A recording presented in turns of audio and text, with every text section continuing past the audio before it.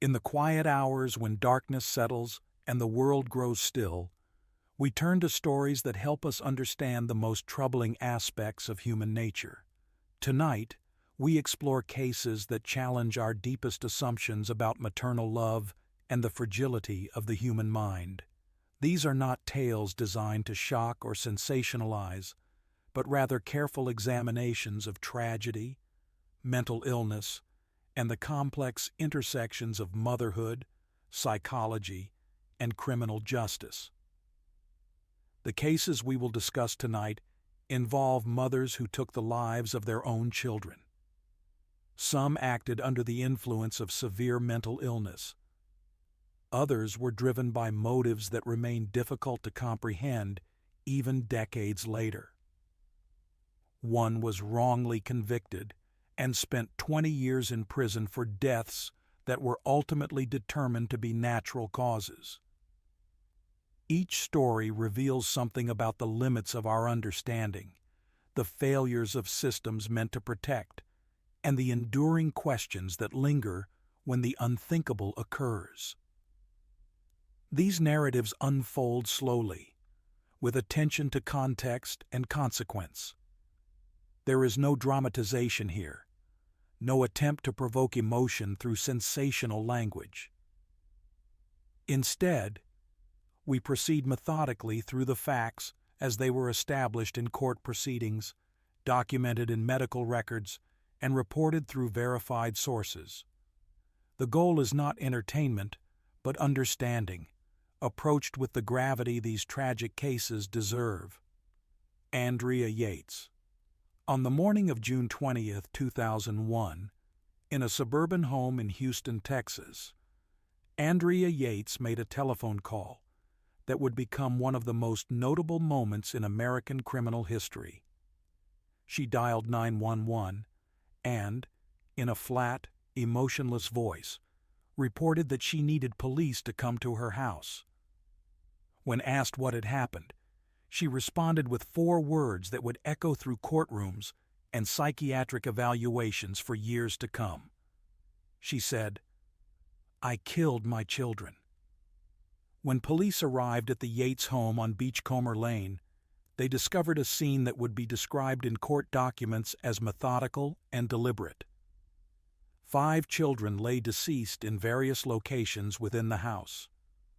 All had been drowned in the family bathtub.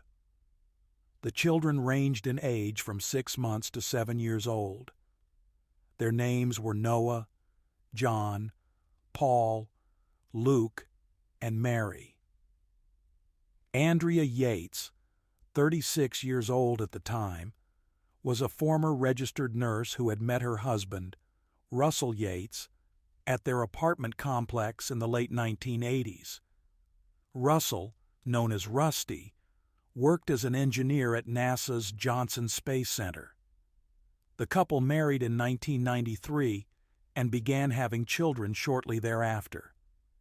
By all external appearances, they seemed to be a devout family, deeply involved in their church and committed to homeschooling their children. But beneath this surface of normalcy, Andrea had been struggling with severe mental illness for years. Her first serious psychiatric crisis occurred in July 1999, approximately 2 years before the deaths of her children. She experienced what medical professionals would later identify as a nervous breakdown, characterized by hallucinations, delusions, and intense paranoia. During this period, she attempted suicide twice. Both attempts were serious enough to require psychiatric hospitalization. During her hospitalizations in 1999, Andrea was diagnosed with postpartum psychosis, a rare but severe mental health condition that can occur in women after childbirth. The condition is far more serious than postpartum depression, which affects a much larger percentage of new mothers. Postpartum psychosis is estimated to affect approximately 1 or 2 women out of every 1,000 who give birth. It is characterized by hallucinations, delusions, paranoia, and severely disordered thinking.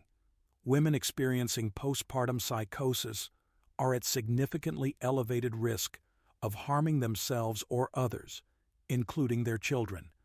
Dr. Eileen Starbranch, Andrea's first psychiatrist, testified during the trial that she had explicitly warned both Andrea and Rusty not to have additional children. The doctor made clear that another pregnancy would, in her professional opinion, guarantee future psychotic depression. Despite this medical advice, the couple conceived their fifth child, Mary, approximately 7 weeks after Andrea was discharged from her psychiatric treatment in 1999. The pregnancy with Mary appears to have been particularly difficult for Andrea's mental health. She stopped taking Haldol, an antipsychotic medication that had been effective in managing her symptoms during her previous breakdown. 8 months after discontinuing the medication, she gave birth to Mary. For a period of time, Andrea seemed to manage relatively well. However, the death of her father on March 12, 2001, appeared to trigger another decline in her mental state. After her father's death, Andrea stopped taking all psychiatric medications. She began engaging in self-harm, reading the Bible with an obsessive intensity, and stopped feeding her infant daughter, Mary. Her condition deteriorated to the point where she required immediate hospitalization. On April 1, 2001, approximately 2.5 months before the deaths of her children, Andrea came under the care of Dr. Mohammed Saeed, a psychiatrist. The treatment Andrea received during this critical period would become a subject of intense scrutiny during her trials. According to testimony from Rusty Yates, despite his urging that the doctor review Andrea's complete medical history from her previous psychiatric treatment, Dr. Saeed did not continue the regimen of Haldol that had proven effective during her 1999 breakdown. 2 weeks before the deaths of her children, Dr. Saeed discontinued Andrea's Haldol entirely. Medical experts who later reviewed the case noted that the oral form of Haldol requires approximately 4 to 6 days after discontinuation to reach what is termed a terminal plasma level, meaning complete elimination of the drug from the body. The timing of this medication discontinuation, just weeks before the events of June 20th, became a central point of discussion in understanding what led to that morning's tragic events. On the morning in question, Rusty Yates left for work at approximately 9 o'clock. The children had finished their breakfast.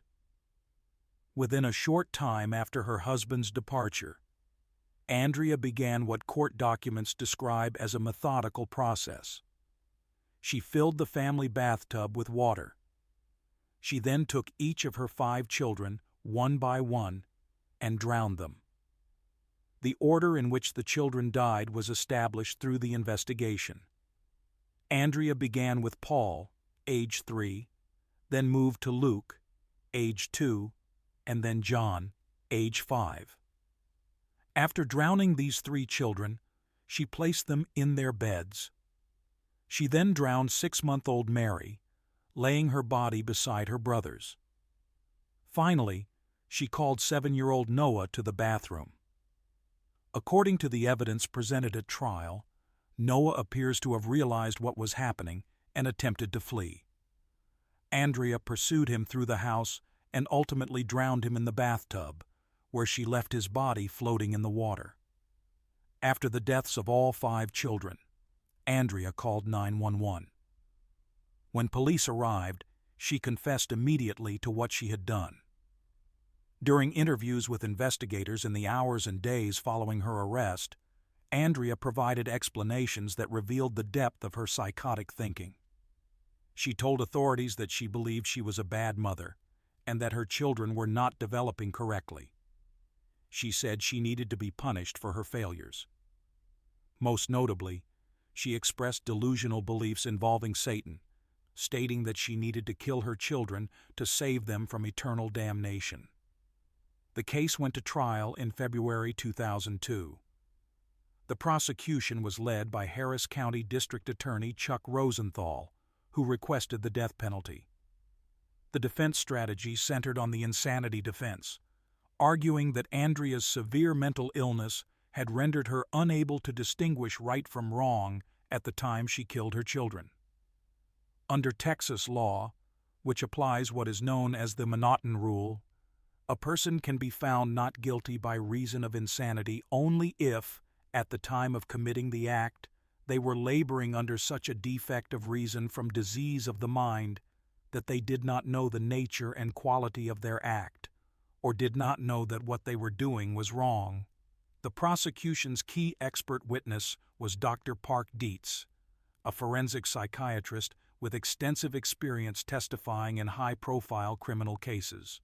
Dr. Dietz testified that while Andrea Yates suffered from severe mental illness at the time of the drownings, she nevertheless knew that her actions were wrong. He pointed to several pieces of evidence to support this conclusion. Most significantly, Andrea had called 911 after killing her children, which Dr. Dietz argued demonstrated that she understood she had committed a crime. She had also waited until her husband left for work before acting, and she had told Dr. Dietz in an interview that she knew society and the law would consider her actions wrong. The defense presented testimony from Dr. Philip Resnick, a leading forensic psychiatrist specializing in cases involving mothers who kill their children. Dr. Resnick testified that Andrea's actions, while clearly intentional, were driven entirely by psychotic delusions. In a videotaped interview conducted 3 weeks after the drownings, Andrea explained to Dr. Resnick her belief system at the time of the killings. She said that Satan had been telling her she was such a bad mother that her children were doomed to go to hell. She believed that if she killed her children during what she called their innocent years, and if the state then executed her for the murders, Satan would be eliminated from the world, and her children would be taken up to heaven by God. Dr. Resnick stated in his testimony that while Andrea knew her actions violated the law, she did not believe they were morally or spiritually wrong. In the world as she perceived it through her psychotic lens, she was saving her children from eternal suffering. Dr. Resnick emphasized that this was not a case of a calculated decision made by someone thinking rationally, but rather the actions of someone whose grip on reality had been completely severed by severe mental illness. During the trial, another significant piece of testimony came from Dr. Park Dietz regarding an episode of the television show Law and Order. Dr. Dietz stated during his testimony that he had consulted on an episode of the program in which a woman with postpartum depression drowned her children in a bathtub and was found insane. He indicated that this episode had aired shortly before the Yates murders occurred. The implication was that Andrea might have gotten the idea for how to kill her children from this television program, and that she might have believed she could escape punishment by using an insanity defense, as the fictional character in the show had done. This testimony regarding the Law and Order episode would later prove to be central to overturning Andrea's initial conviction. After the trial concluded, it was discovered that no such episode of Law and Order had ever existed. Dr. Dietz had provided false testimony, though he later stated that the error was unintentional. Author Suzanne O'Malley, who was covering the trial for multiple major publications and had previously worked as a writer for Law and Order, immediately recognized that no such episode existed and reported this fact. On March 12, 2002, after deliberating for approximately 3.5 hours, the jury found Andrea Yates guilty of capital murder in the deaths of 3 of her 5 children. The jury was presented with the option of sentencing her to death or to life in prison with the possibility of parole after 40 years.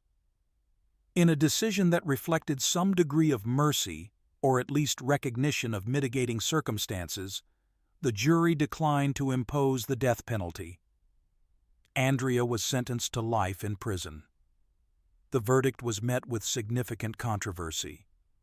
Mental health advocates expressed deep concern that a woman who was so clearly suffering from severe psychiatric illness at the time of her actions had been found criminally responsible.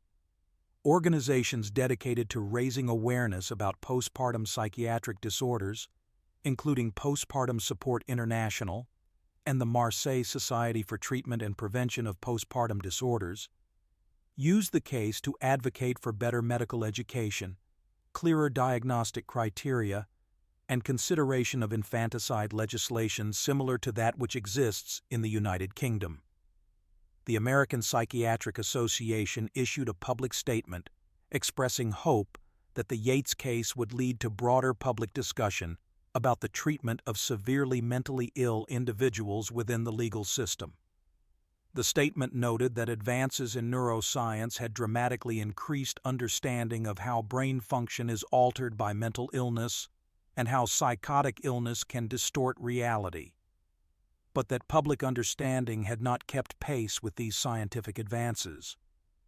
The appellate process following Andrea's conviction focused primarily on Dr. Dietz's false testimony about the Law and Order episode.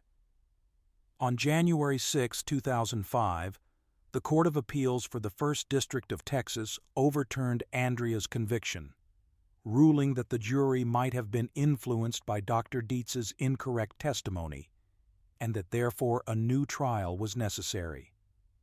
The court held this decision unanimously. Andrea's second trial began in June 2006. Her defense attorneys rejected a plea offer from prosecutors for a 35-year sentence for non-capital murder. On February 1, 2006, Andrea was granted release on bail with the condition that she be admitted to a mental health treatment facility while awaiting trial. This marked the first time since the deaths of her children that she was outside of prison custody. The retrial lasted several weeks and featured many of the same expert witnesses who had testified in the first trial. However, the tone and outcome of the second trial differed significantly from the first. After 3 days of deliberations, on July 26, 2006, the jury returned with a verdict of not guilty by reason of insanity, as defined by the state of Texas. The foreman of the jury explained to reporters after the verdict that the panel had unanimously concluded that Andrea had suffered from psychosis before, during, and after the drownings. He stated that it was very clear to all members of the jury that Andrea did have psychosis at the relevant time, and that this psychosis had prevented her from knowing that her actions were wrong in the way that Texas law required for criminal responsibility. Following the verdict, Andrea Yates was transferred to the North Texas State Hospital in Vernon, a high-security psychiatric facility. She remains there today, receiving ongoing medical treatment for her mental illnesses.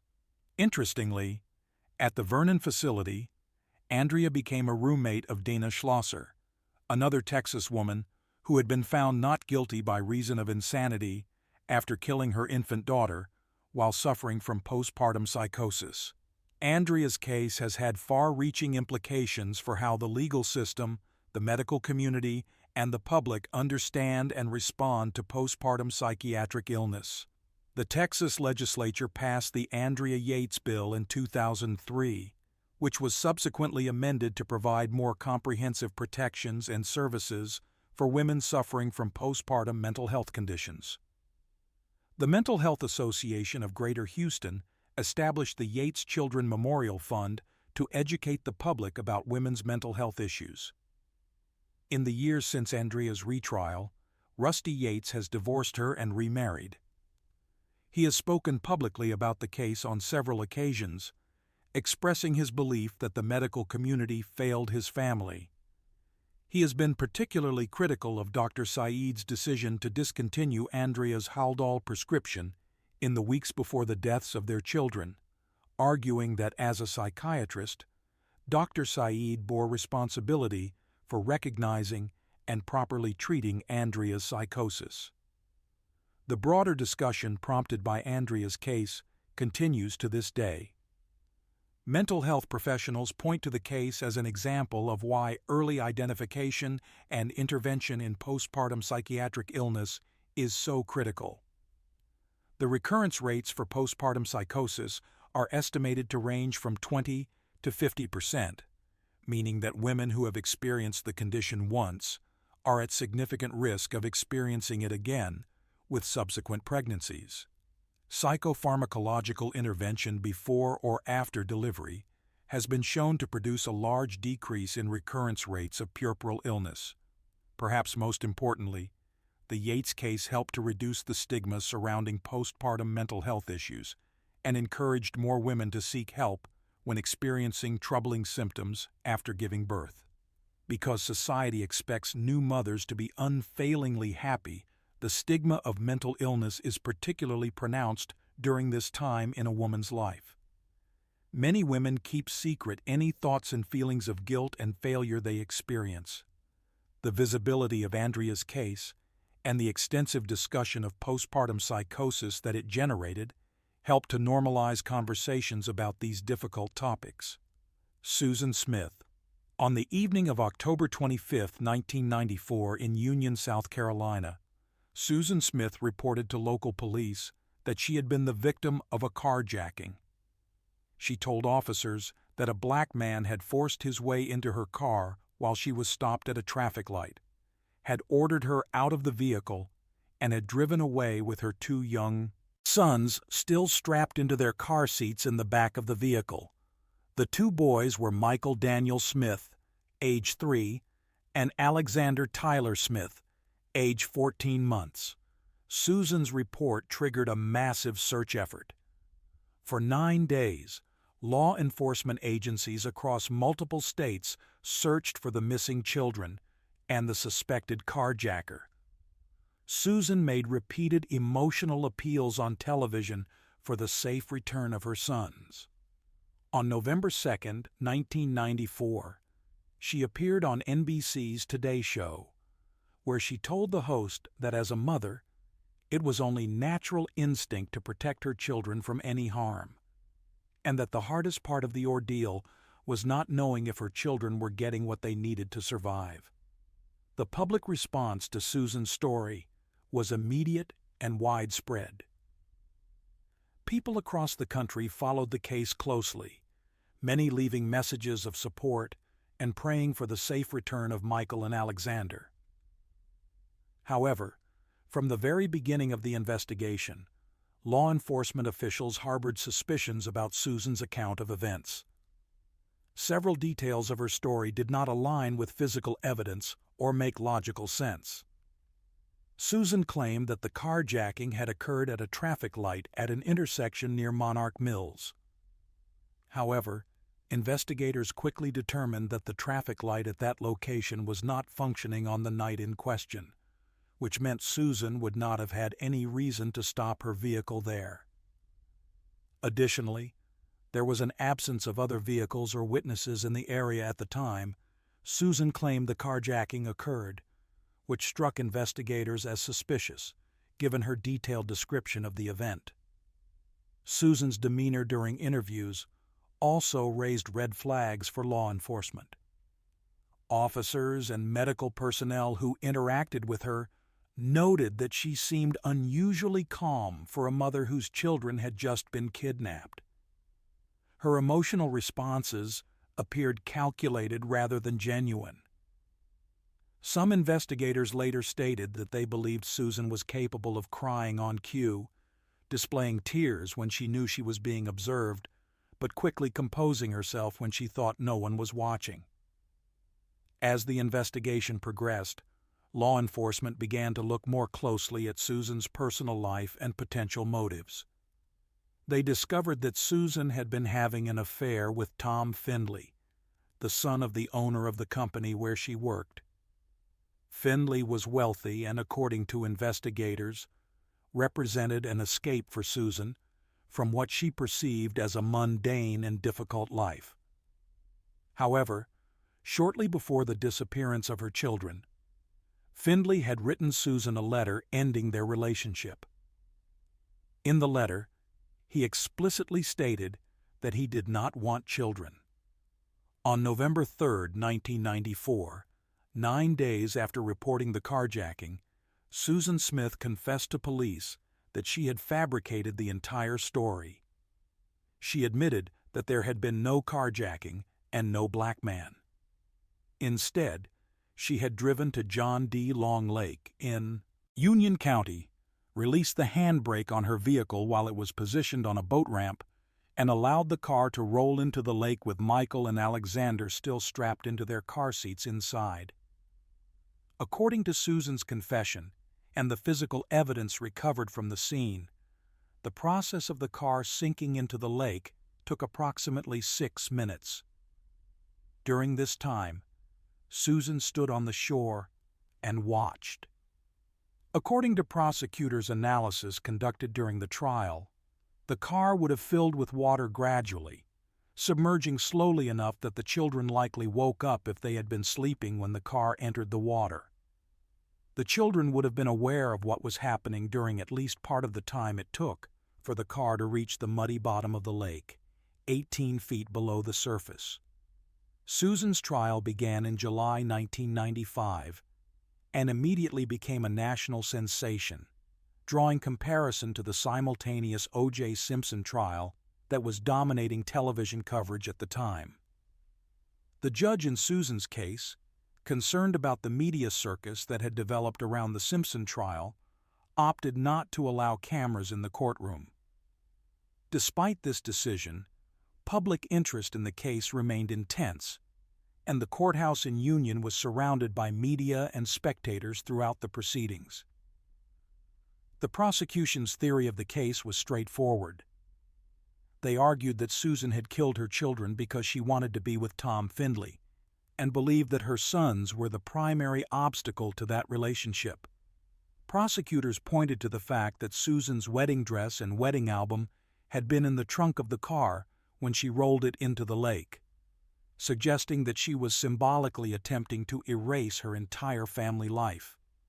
The lead prosecutor, Tommy Pope, stated during the trial that if Susan could have put her husband David in the car as well, she likely would have done so.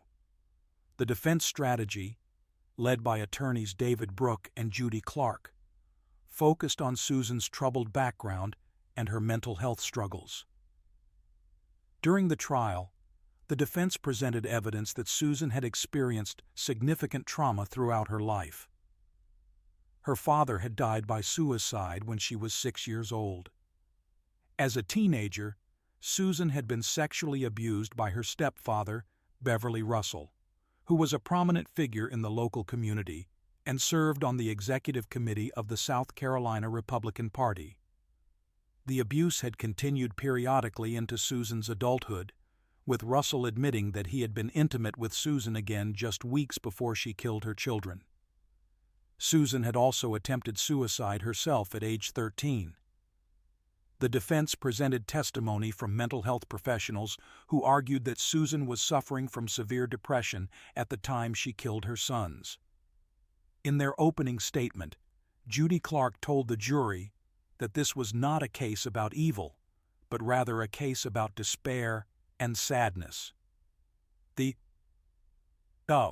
defense's theory was that Susan had driven to John D. Long Lake with the intention of committing suicide and taking her children with her. They argued that at the last moment, her survival instinct took over and she jumped out of the car, but that she was too psychologically impaired to then save her children from drowning. This explanation was meant to support a conviction for manslaughter rather than murder or potentially even acquittal based on diminished capacity. The prosecution vehemently rejected this characterization. Tommy Pope argued in his closing statements that if Susan had truly lost her nerve about killing herself and her children, she would have immediately attempted to rescue Michael and Alexander from the sinking car. Instead, she had stood on the shore and watched the car submerge. Pope emphasized the terror and confusion that the children must have experienced in their final moments, describing how they would have found themselves in darkness, underwater, scared and alone, while their mother stood safely on the shore with her hands over her ears to block out any sounds they might be making. The judge in the case ruled in favor of the defense's motion to allow the jury to consider a lesser charge of involuntary manslaughter in addition to the murder charges. Under this option, if convicted of involuntary manslaughter, Susan would have received a sentence of only 3 to 10 years in prison. However, after deliberating for 2.5 hours, the jury returned with a verdict of guilty on 2 counts of murder. The trial then moved to the penalty phase, where the same jury would decide whether Susan should receive the death penalty or life in prison. South Carolina law at the time allowed for parole eligibility after 30 years of a life sentence. The prosecution advocated strongly for the death penalty, arguing that the brutality of the crime and the innocence of the victims warranted the harshest possible punishment. The defense continued to emphasize Susan's mental health issues and her traumatic background. David Brooke argued in his closing statement that the greatest punishment for Susan Smith would be life in prison, not death. He stated that Susan would have to spend the rest of her life thinking about what she had done to Michael and Alexander, carrying that burden every day. On July 28, 1995, the jury announced their decision regarding sentencing. Despite the prosecution's request for the death penalty, the jury voted against it. Susan was sentenced to 2 concurrent life terms in prison, with eligibility for parole after 30 years. When the sentence was announced, Susan closed her eyes in relief. Her mother, Linda Russell, sat dry-eyed in the courtroom, as she had been throughout most of the trial. Beverly Russell, the stepfather who had molested Susan, cried openly from his seat. Some of the jurors spoke to the media after the sentencing and explained their reasoning. Deborah Benvenuti, one of the jurors, stated that the panel had felt Susan was a really disturbed person and that giving her the death penalty would not serve justice. The jurors seemed to have concluded that while Susan's actions were unquestionably criminal and deserving of severe punishment, the combination of her mental health issues and traumatic background constituted sufficient mitigating circumstances to spare her life. Susan began serving her sentence at the Women's Correctional Center in Columbia, South Carolina. However, her time in prison has been marked by significant disciplinary problems. In 1997, she received her first infraction for possessing contraband, specifically a razor blade. In 2000, a more serious situation developed when it was discovered that Susan had been having sexual relationships with 2 prison guards. Both guards pleaded guilty to charges related to these encounters, and Susan was transferred to a different facility. In 2001, she was found guilty of violating prison rules by failing to stand for count, and she was restricted to her cell for 45 days as punishment. In 2010 and again in 2015, Susan was found guilty of using drugs, including marijuana, while incarcerated.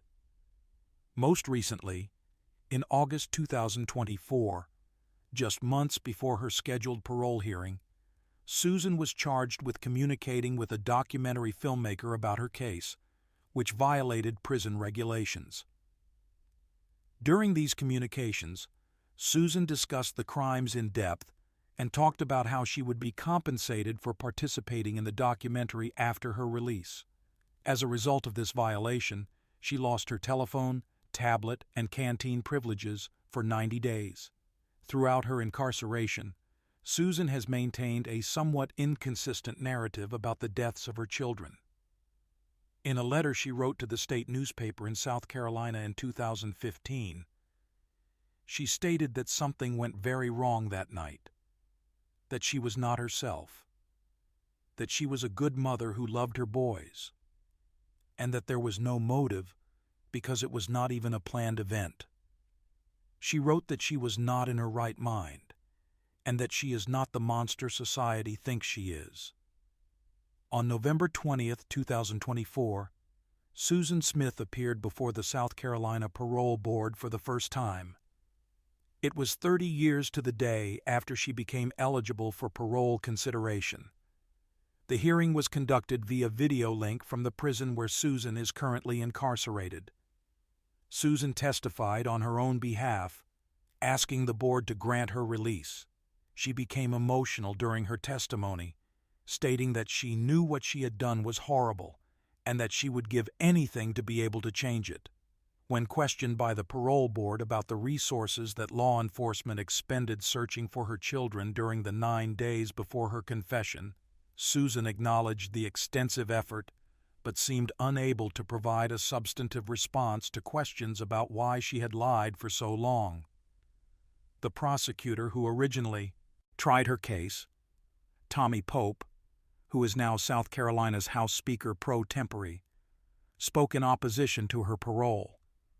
He argued that Susan's actions warranted more than 30 years of imprisonment, noting that the sentence amounted to only 15 years per child. David Smith, Susan's ex-husband and the father of Michael and Alexander, also spoke at the hearing. He told the board that he opposed Susan's release and that he would appear at every future parole hearing to argue against her freedom.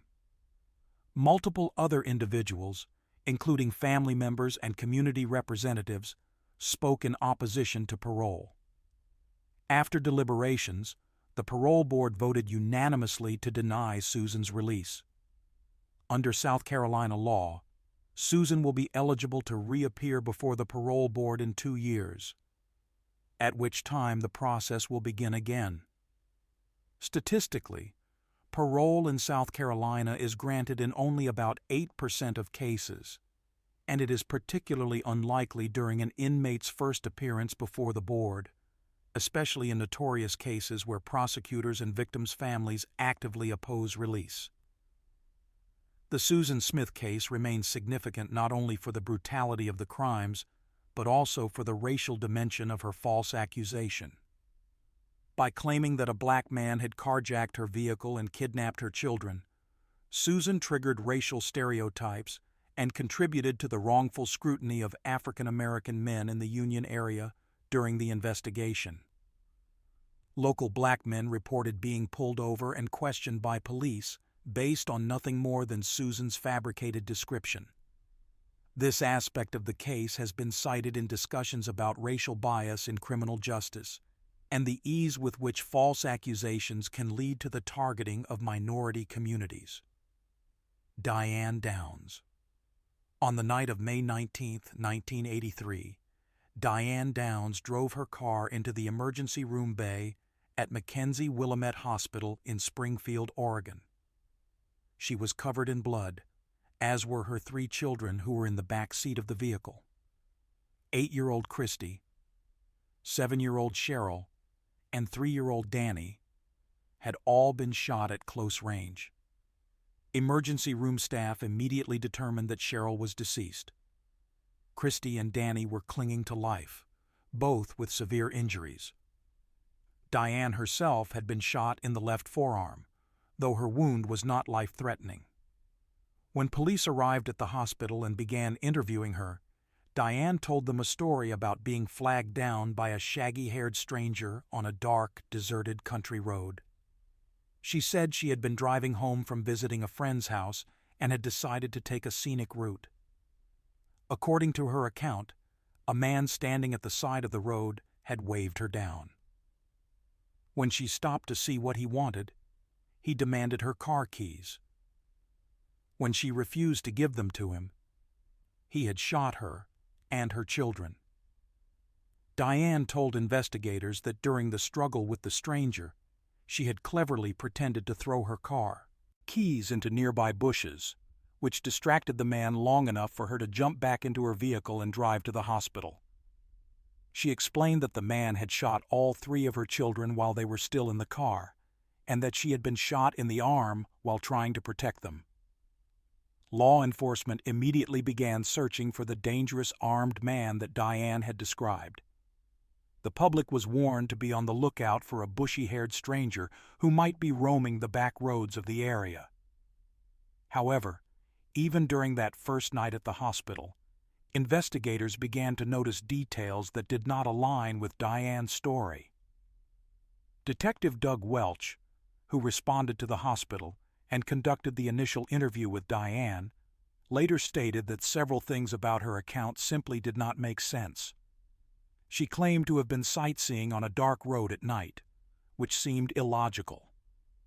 More importantly, the physical evidence did not support her description of events.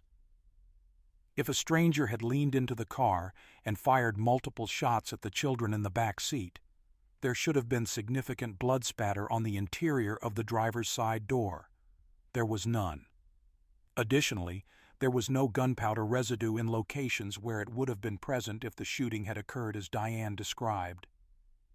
Investigators also found Diane's demeanor to be unusual. While her children were fighting for their lives in the hospital, Diane showed little emotional response. Medical staff noted that she did not cry, appeared oddly calm, and made statements that seemed inappropriate given the circumstances. One particularly notable comment occurred when Diane expressed concern about the damage to her car. She told hospital staff that it was a new vehicle, and she was upset that there was blood all over the back of it. Nurses and doctors who interacted with Diane said they had never seen such a reaction from a parent whose children had just been shot. As Christy and Danny underwent emergency surgery and treatment, hospital staff made another disturbing observation. Whenever Diane entered Christy's hospital room, the girl's vital signs would spike dramatically. Her heart rate and blood pressure would increase significantly, suggesting severe stress or fear. This reaction occurred consistently, even though Christy was not fully conscious and had suffered a stroke as a result of her injuries. While the investigation into the shooting continued, Christy slowly began to recover her ability to communicate. The stroke she had suffered had impaired her speech, and she required extensive therapy to relearn how to talk. As her recovery progressed, she began to tell a story that was very different from the one her mother had provided. Christy's account did not include any bushy-haired stranger. Instead, she indicated that her mother was the person who had shot them. During this same period, investigators discovered information about Diane's personal life that provided a potential motive for the shooting. They learned that Diane had been having an affair with a man named Robert Knickerbocker, a married co-worker from her previous job in Arizona. Knickerbocker did not want children and had made this clear to Diane. The relationship had ended because of this incompatibility, but Diane appeared to be obsessed with resuming the affair. Investigators found Diane's diary, in which she had written extensively about her relationship with Knickerbocker and her desire to be with him. The entries suggested that she viewed her children as obstacles to this relationship. Investigators theorized that Diane had shot her children in an attempt to remove these obstacles and make herself more attractive to Knickerbocker as a potential romantic partner. The forensic evidence also began to come together in a way that contradicted Diane's version of events. Blood spatter analysis conducted by Oregon State Police specialists determined that at least one of the children, Cheryl, had been shot while outside the vehicle, not inside, as Diane had claimed. Ballistics experts examined shell casings found at the crime scene and compared them to bullets found at Diane's home. The analysis revealed that all of the bullets had unique extractor marks, indicating they had been fired from the same weapon, a .22 caliber Ruger semi-automatic pistol. This was the same make and model of firearm that Diane had previously owned and used. Diane's gun was last seen in her possession in early 1983. The murder weapon itself was never recovered. On February 28, 1984, Diane Downs was arrested and charged with murder, attempted murder, and assault.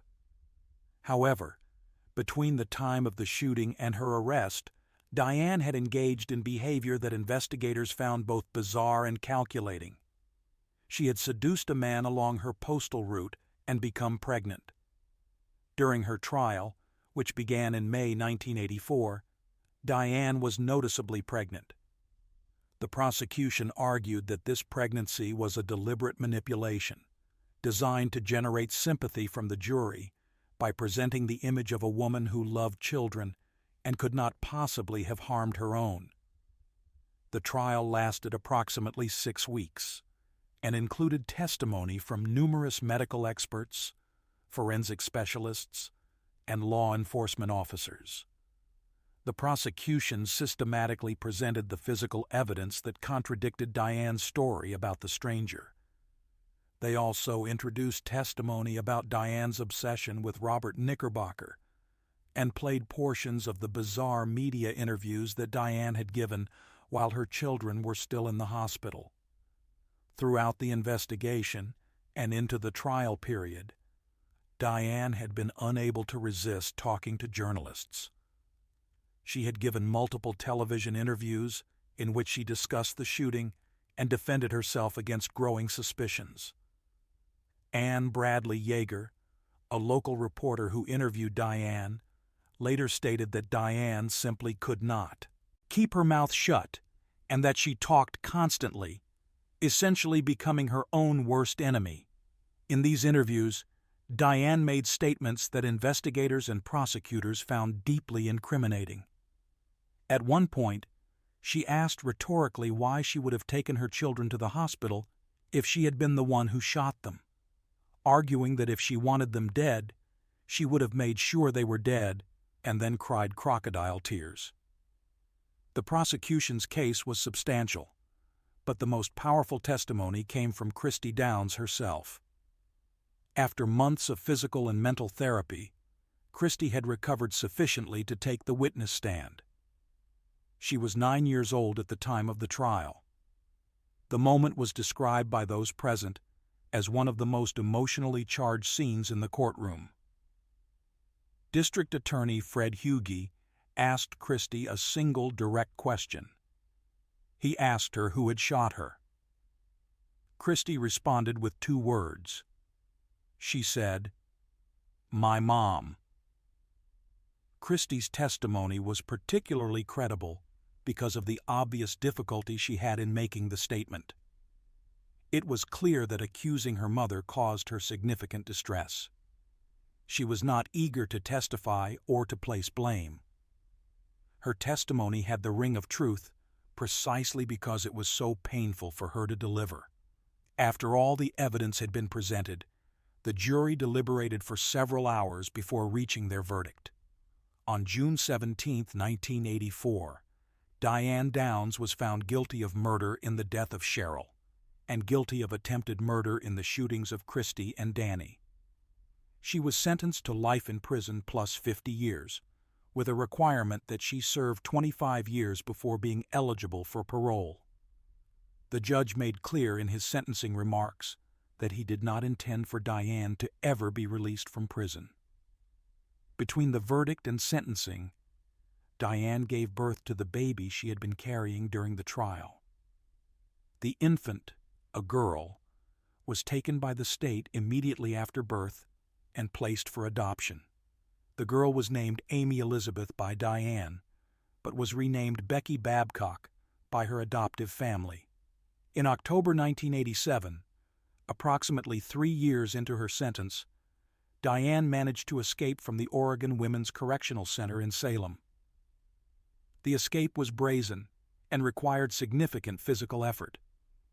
Diane scaled a fence that was over 5 meters high, topped with barbed wire. She remained free for 10 days while law enforcement agencies in 14 states searched for her. During her time on the run, Diane went directly to the home of Wayne Seifer, the husband of a woman she had met while in prison. Seifer allowed Diane to stay at his house, initially without realizing who she was.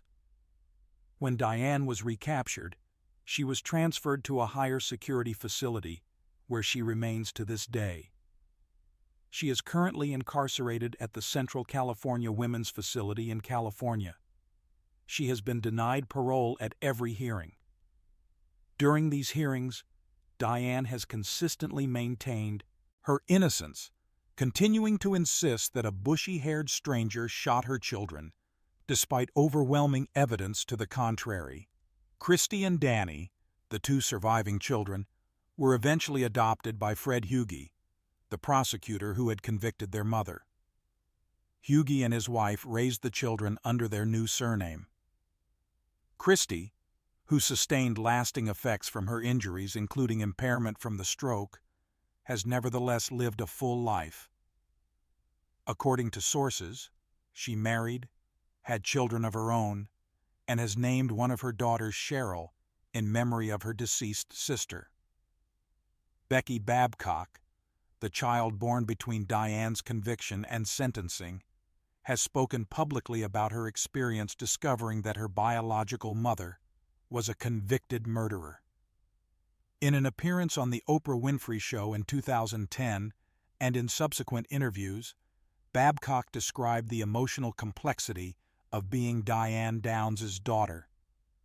She stated that while it was initially devastating to learn the truth about her origins, she has come to terms with it and does not allow it to define who she is as a person. Babcock has worked in healthcare and raised her own children, creating a life entirely separate from her biological mother's notoriety. Danny Downs, who was 3 years old at the time of the shooting, survived his injuries but was left paralyzed from the waist down. He has lived his life in a wheelchair as a result of the permanent spinal damage caused by the bullet that struck him. Despite this profound disability, Danny has, by accounts, adapted to his circumstances and built a life for himself. The case of Diane Downs remains notable not only for the facts of the crime, but also for Diane's complete inability or unwillingness to accept responsibility for her actions. Unlike some of the other cases we have discussed tonight, in which the perpetrators eventually acknowledged guilt or expressed remorse, Diane has maintained her innocence for over 4 decades. This steadfast denial, in the face of overwhelming evidence and testimony from her own surviving daughter, has made her parole hearings straightforward decisions for the parole board. She continues to seek release, and she continues to be denied. Marybeth Tinning. Between 1972 and 1985, in Schenectady, New York, 9 children connected to Marybeth and Joseph Tinning died. All 9 children died before reaching the age of 4. For more than a decade, these deaths were attributed to various medical causes, misfortune, and what was believed to be a tragic genetic predisposition to sudden infant death syndrome. It was not until 1985, with the death of the 9th child, that authorities began to seriously investigate the possibility that the deaths were not natural. Marybeth Rowe was born on September 11, 1942, in Duanesburg, New York. She met Joseph Tinning, who worked at General Electric's turbine manufacturing plant, on a blind date. They married in 1965 and settled in Schenectady. By external appearances, they were a normal working-class couple. Marybeth worked part-time jobs, including as a school bus driver and waitress. They attended church regularly and were known in their community as friendly and unremarkable. In 1967, the Tinnings welcomed their first child, a daughter they named Barbara. The infant died at just 8 days old. The official cause of death was listed as sudden infant death syndrome. While tragic, this death did not raise any immediate suspicions. SIDS was and remains a recognized medical phenomenon that can occur without warning and without any identifiable cause. 5 years passed before the Tinnings had another child. On December 26, 1971, Jennifer was born at St. Clair's Hospital in Schenectady. Jennifer had been born with hemorrhagic meningitis and multiple brain abscesses that had developed in utero. She never left the hospital and died on January 3, 1972, at just 1 week old. Again, medical professionals had no reason to suspect anything other than natural causes. The child had been born with severe medical conditions that were incompatible with life. However, the pattern that would come to characterize the Tinning family tragedies began to accelerate dramatically in early 1972. Just 2 weeks after Jennifer's death, Marybeth brought 2-year-old Joseph Jr. to the emergency room at Ellis Hospital. She told doctors that the boy had experienced a seizure and had choked on his own vomit. Doctors examined Joseph Jr. thoroughly and found nothing wrong with him. He was kept in the hospital for several days under observation and then released. Shortly after Joseph Jr. returned home, on February 5, 1972, Marybeth called an ambulance, reporting that the child had stopped breathing. Joseph Jr. was transported to Ellis Hospital, where he was pronounced dead on arrival. Medical professionals attributed his death to cardiac arrest, though the underlying cause of the cardiac arrest was never definitively established. An investigation was initiated due to the sudden nature of the death and the proximity to Jennifer's recent death, but the case was closed after doctors stated that cardiac arrest was the likely cause. Less than 2 months later, on March 2, 1972, another Tinning child died. 4-year-old Barbara had been to visit her grandmother. When Marybeth picked her up, she seemed healthy and normal. However, within hours of returning home, Barbara was dead. Marybeth told authorities that Barbara had experienced a seizure and had stopped breathing. Once again, the child was pronounced dead on arrival at the hospital. The cause of death was attributed to what was described as seizures, though some sources indicate that Reye syndrome was also considered as a possible diagnosis. The community of Schenectady rallied around the Tinnings, viewing them as a family struck by unimaginable misfortune. In early 1972, within a span of approximately 2 months, the Tinnings had lost 3 children. Friends, neighbors, and church members provided support, meals, and sympathy. There was no public suspicion that anything other than terrible luck and possibly some genetic predisposition to illness was affecting the family. In 1973, the Tinnings had another child, a son they named Timothy. He died at 2 weeks old. His death was attributed to sudden infant death syndrome. 2 years later, in 1975, another son named Nathan was born. Nathan died at the age of 5 months. An autopsy was performed, and the cause of death was listed as acute pulmonary edema, which is a condition involving fluid in the lungs. Marybeth had not taken Nathan to the nearest hospital, Ellis Hospital, but had instead driven him to St. Clair's Hospital, where he was pronounced dead on arrival. In 1978, the Tinnings had another child, a daughter named Mary Frances. She died at 3 months old. Once again, the death was attributed to sudden infant death syndrome. By this point, questions were beginning to circulate within the medical community and among some family members. The number of children dying in the Tinning household was statistically extraordinary. Marybeth's sister-in-law later reported that she had noticed Marybeth behaving strangely at the children's funerals, treating them almost like social events where she was the guest of honor. The sister-in-law also noted that when insurance payouts would arrive after a child's death, Marybeth would go on spending sprees, purchasing new drapes, wallpaper, and other household items. In 1980, another Tinning child died. 3-month-old Jonathan's cause of death was listed as undetermined, though SIDS was suspected.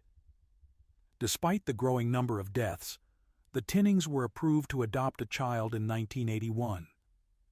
Rather than raising red flags about the pattern of deaths in the household, the couple's tragic history led caseworkers to feel sympathy for them. They approved the adoption of a 3-year-old boy named Michael. Michael died less than 2 months after coming to live with the Tinnings. His death was attributed to bronchial pneumonia. Michael's death was particularly significant because he was not biologically related to Marybeth and Joseph. This meant that the genetic explanation that had been offered for some of the previous deaths could not account for Michael's death. However, even this did not prompt immediate action from authorities. On December 20, 1985, the Tinnings' 9th child, 4-month-old Tammy Lynn, was brought to the emergency room by Marybeth. The baby was not breathing and could not be revived. Tammy Lynn was pronounced dead at the hospital. This time, the medical examiner marked the cause of death as undetermined and flagged the case for further investigation. The sheer number of deaths in the Tinning household could no longer be ignored. Dr. Michael Baden, a renowned forensic pathologist and member of the New York State Police's Special Forensic Unit, was brought in to review the case. Dr. Baden requested the autopsy files for all of the deceased Tinning children.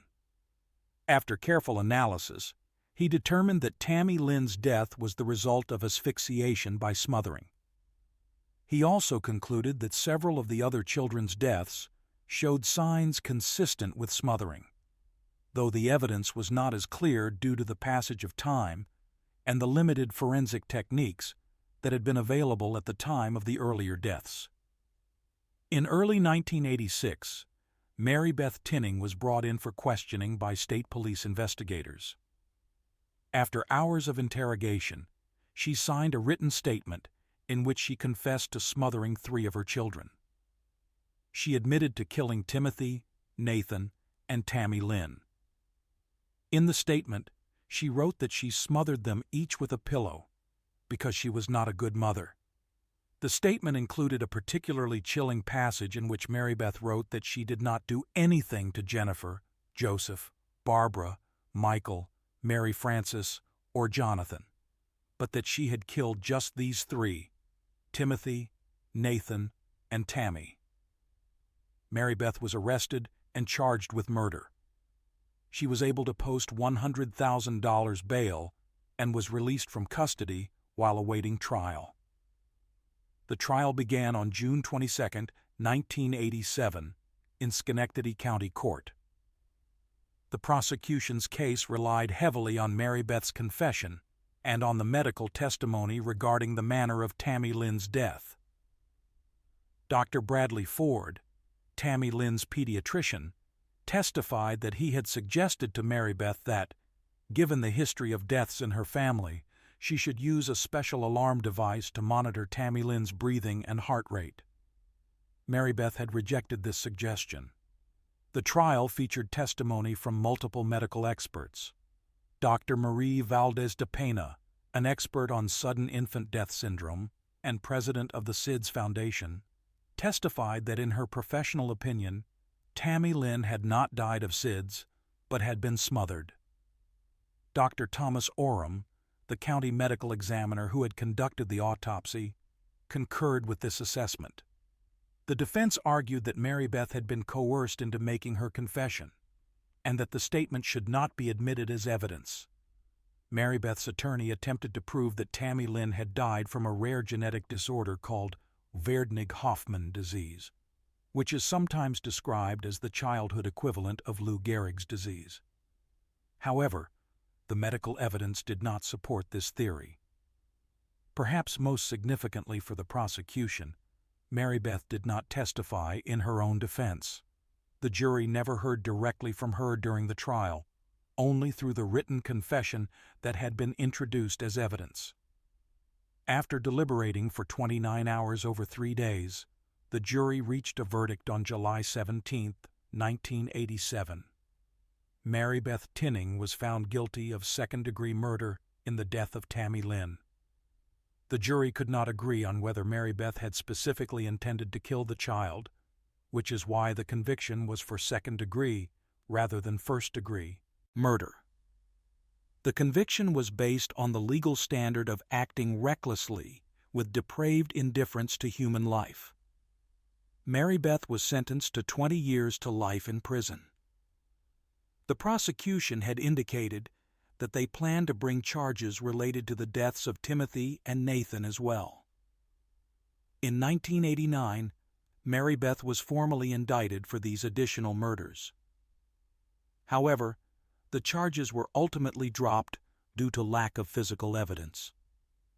The passage of time had made it impossible to prove beyond a reasonable doubt exactly what had caused the deaths of these children who had died years earlier.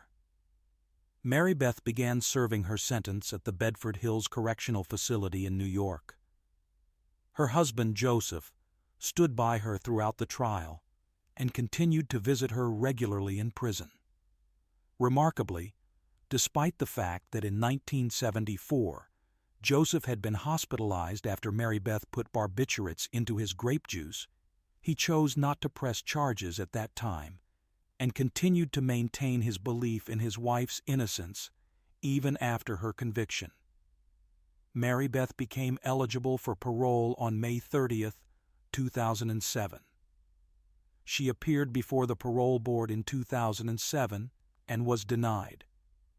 She appeared again in 2009, 2011, 2013, 2015, and 2017, and was denied parole each time.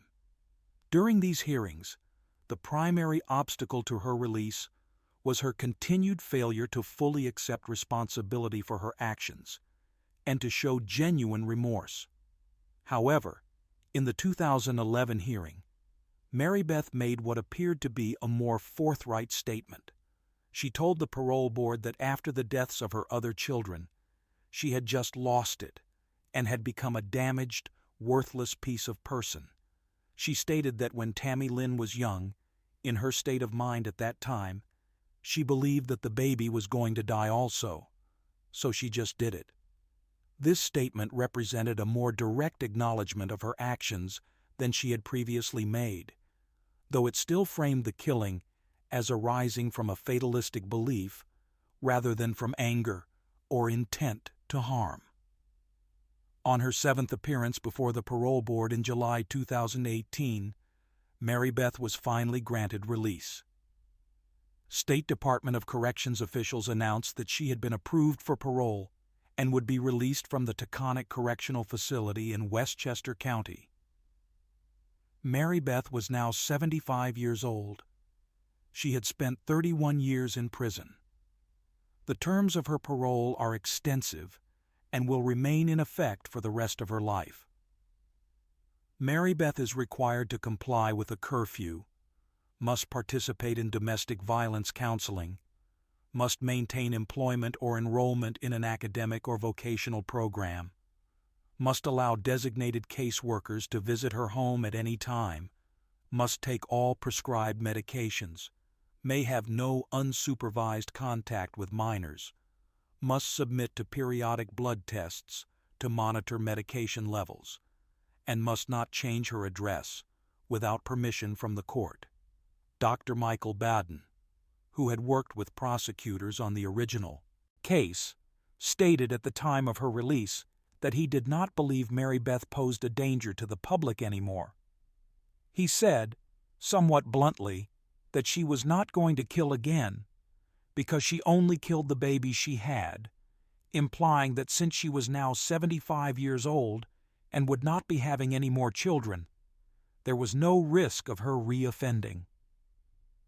The case of Marybeth Tinning is now recognized as one of the earliest documented examples of what was then called Munchausen syndrome by proxy, and is now referred to as factitious disorder imposed on another. This is a mental health condition in which a caregiver fabricates, exaggerates, or deliberately induces illness in someone under their care, typically a child. The perpetrator does this to gain attention, sympathy, and to assume the role of devoted caregiver. Medical professionals and mental health experts believe that Marybeth's repeated killing of her children was driven by this pathology. The attention and sympathy she received after each death appears to have reinforced the behavior, creating a horrific cycle that lasted over a decade. The case also highlights systemic failures in how medical professionals responded to the pattern of deaths. Multiple hospitals, multiple doctors, and multiple pathologists interacted with the Tinning family over the course of those 14 years. While some individuals expressed private concerns about the number of deaths, no one initiated a formal investigation until Tammy Lynn's death in 1985.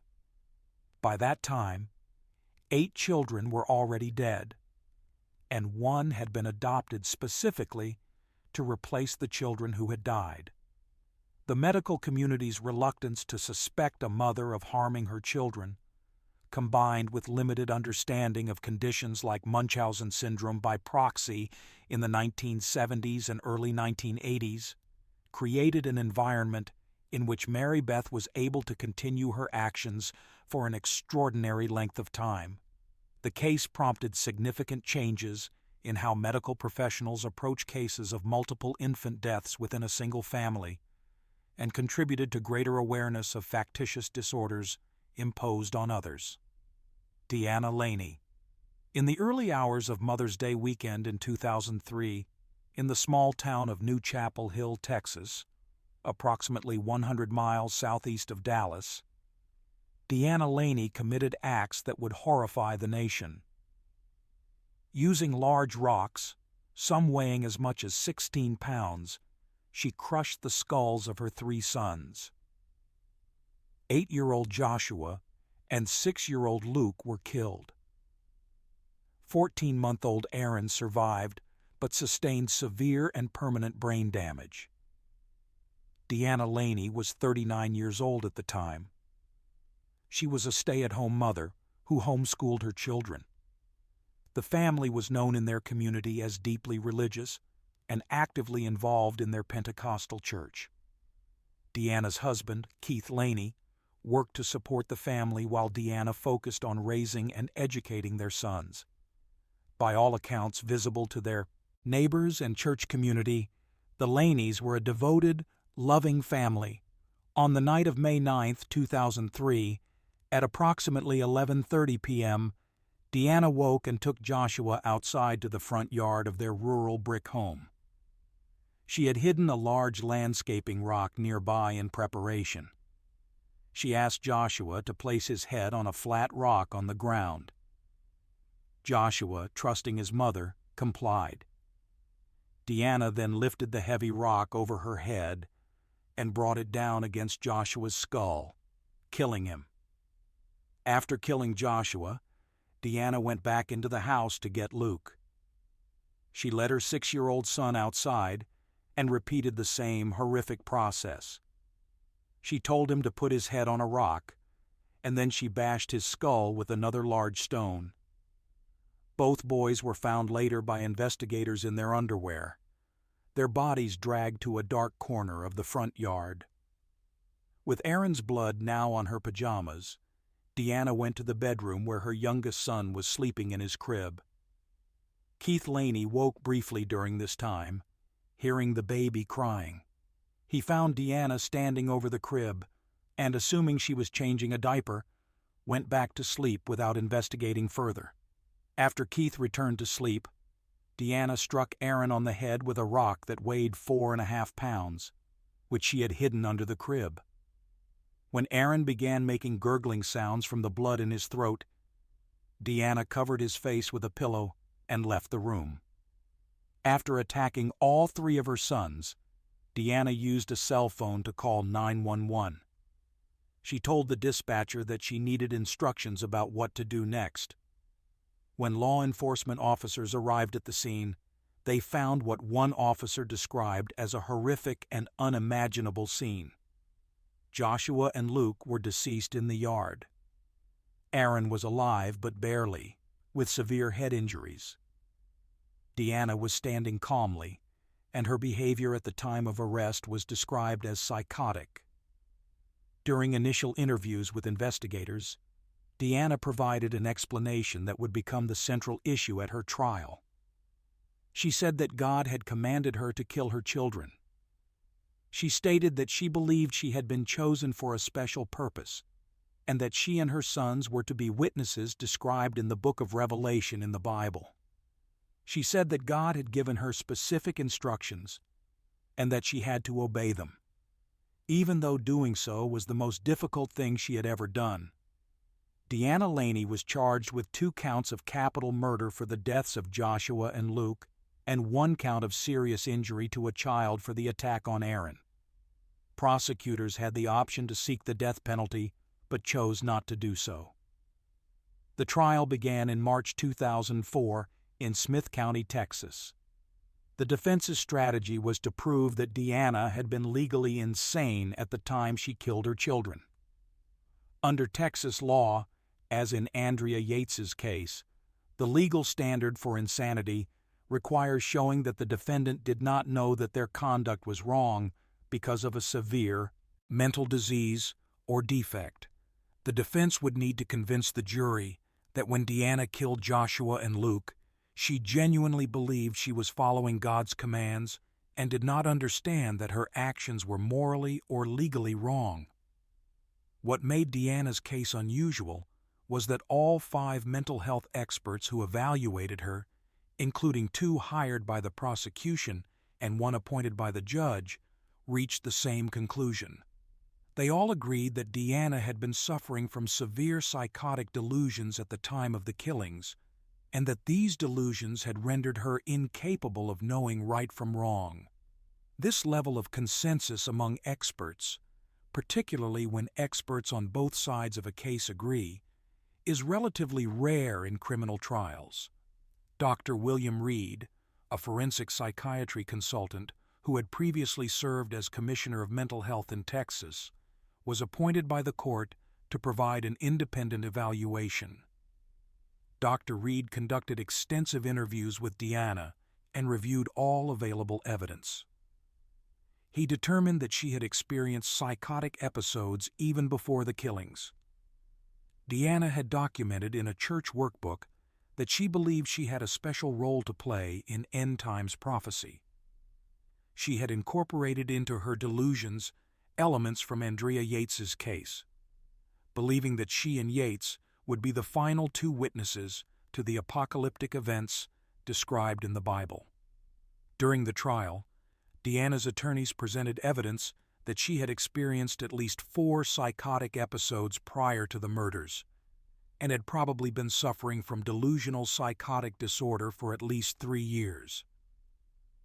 The symptoms during these episodes included delusions of reference, meaning she believed that random events or objects had special significance relating to her specifically, olfactory hallucinations, choking sensations, intense fear, and changes in sleeping habits. One of the most difficult aspects of the case for the prosecution was explaining why, if Deanna believed she was following God's commands and thought her actions were right, she had stopped before completing the killing of Aaron. Psychiatric testimony addressed this issue. Experts testified that when Deanna could not finish killing Aaron, she had told God that he was just going to have to do the rest. The prosecution argued that this indicated Deanna had made a choice to disobey what she claimed was God's command, and that therefore she must have known that killing was wrong.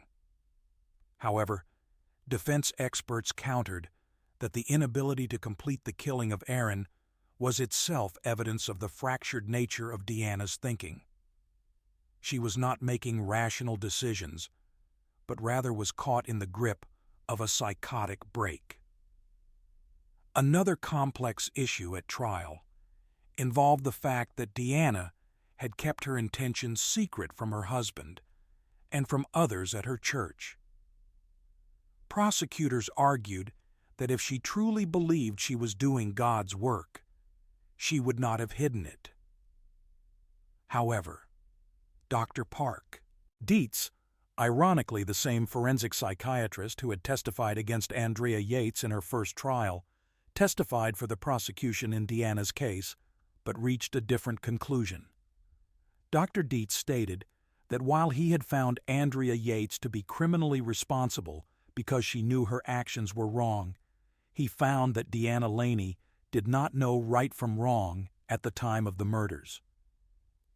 Dr. Dietz noted that Deanna had documented in her church workbook before the killings that her role in keeping the impending murders a secret was similar to Mary's role in keeping her pregnancy a secret in biblical accounts. To Deanna's psychotic mind, secrecy was part of the divine plan, not evidence of guilty knowledge. Dr. Philip Resnick, the same expert who had testified in Andrea Yates's defense, also testified in Deanna's trial. Resnick found that Deanna had truly believed her children would one day be resurrected, and that her actions were being directed by God as a test of her faith. She believed she was giving her children to God at the time she killed them. The trial lasted approximately 6 weeks. The jury was sequestered throughout the trial due to the extensive media coverage of the case. On April 3, 2004, after deliberating for about 7 hours, the jury returned with their verdict. They found Deanna Laney not guilty by reason of insanity on all charges. Deanna broke into tears as the verdict was read. Her husband, Keith Laney, sat with his head down. Several jurors also cried and struggled to maintain their composure. After the verdict, Judge Cynthia Stevens Kent spoke with the jurors and later reported that they had told her the testimony of Dr. Reed, the court-appointed psychiatrist, had been the most influential factor in their decision. Because Dr. Reed was perceived as neutral rather than hired by either side, his opinion carried particular weight with the jury. Following the verdict, Deanna was ordered to be committed to a maximum security psychiatric facility. She was initially sent to Vernon State Hospital and later transferred to Kerrville State Hospital in Central Texas. Under Texas law, individuals found not guilty by reason of insanity are committed to mental health facilities rather than prisons. They remain in these facilities until they are deemed to no longer pose a danger to themselves or others. Each year following Deanna's commitment, hearings were held to determine whether she should continue to receive inpatient treatment or whether she could be released to outpatient care. For the first several years, the determination was that she should remain hospitalized. However, in 2007, a controversy developed when it was discovered that doctors at Kerrville State Hospital had been granting Deanna temporary passes to leave the facility with her parents to go shopping and dining in the Hill Country area around the hospital. Prosecutors appealed this decision, and the 12th Court of Appeals ruled that the Texas Department of Mental Health could not grant Deanna such privileges without court approval. In November 2011, nearly 8 years after the killings, a closed-door hearing was held to evaluate Deanna's mental status. 4 psychiatrists testified at this hearing. All 4 stated that there was no reason to continue keeping Deanna confined to an inpatient mental health facility. They testified that she was no longer mentally ill, that her psychotic symptoms had been successfully treated with medication, and that she did not pose a danger to herself or to society. The prosecution objected strenuously to Deanna's release. Smith County District Attorney Matt Bingham stated that his office had done everything possible to find evidence that would justify keeping Deanna in the hospital. They had brought in their own experts to testify, But even the prosecution's experts agreed that Deanna had responded well to treatment and no longer met the criteria for involuntary commitment. Deanna was released to outpatient care with extensive conditions. She was required to take all prescribed medications and to submit to regular blood tests to ensure compliance. She was prohibited from having any unsupervised contact with minors. Caseworkers were authorized to visit her home at any time to check on her condition. She was required to notify the court before making any changes to her address. If she were to violate any of these conditions, the court could reassess her status and potentially return her to inpatient commitment. At the time of her release, only a few people, including her attorney, knew where Deanna was living. The decision to keep her location confidential was made to protect both Deanna and the community from potential conflicts. Aaron, the surviving son who sustained permanent brain damage from the attack, was being raised by others. He will never live independently due to the severity of his injuries, which include vision impairment and cognitive disabilities. Keith Laney divorced Deanna and remarried in 2008. The case of Deanna Laney is often compared to Andrea Yates because of the similarities between them. Both were deeply religious mothers who killed their children while experiencing severe psychotic delusions involving religious themes. Both believed they were acting on divine instruction. Both were tried in Texas under the same legal standard for insanity. However, the outcomes of their cases were different, at least initially. Andrea was convicted in her first trial, while Deanna was found not guilty by reason of insanity in her only trial. Legal experts and mental health professionals have analyzed these differences extensively. Some have suggested that the difference in outcomes may have been influenced by the extensive publicity surrounding Andrea's case and the subsequent public discussion of postpartum psychosis and religious delusions. By the time Deanna's trial occurred in 2004, 3 years after Andrea's first trial, there had been significant education of the public about these issues. Additionally, the unanimous agreement of all expert witnesses in Deanna's case, including those hired by the prosecution, may have made it easier for the jury to accept the insanity defense. The attorney who represented Deanna, F.R. Buck Files, Jr., later stated in interviews that he believes mandatory screening for mental illness in new mothers could help physicians detect problems and potentially prevent tragedies like those involving both Andrea Yates and Deanna Laney.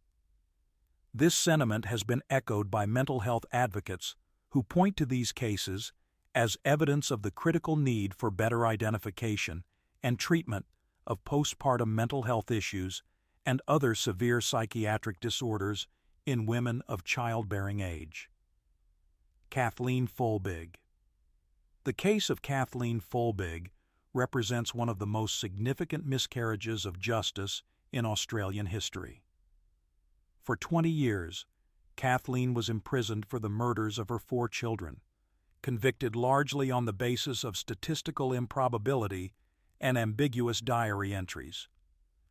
In 2023, after groundbreaking genetic research revealed that at least 2 of her children carried mutations predisposing them to sudden cardiac death, Kathleen was pardoned, released from prison, and her convictions were formally overturned. Her case serves as a cautionary tale about the limitations of medical knowledge, the dangers of relying too heavily on statistical reasoning in criminal cases, and the devastating consequences when the legal system fails to properly account for scientific uncertainty.